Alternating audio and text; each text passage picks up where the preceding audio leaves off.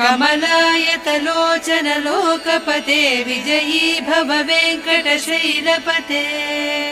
सचतुर्मुख षण्मुख पञ्चमुख प्रमुखाखिल दैवतमौलिमणे शरणागत वत्सल सारनिधे परिपालय मां वृषशैलपते अतिवेलतया तव दुर्विषहैरनुवेल कृतैरपराधशतैः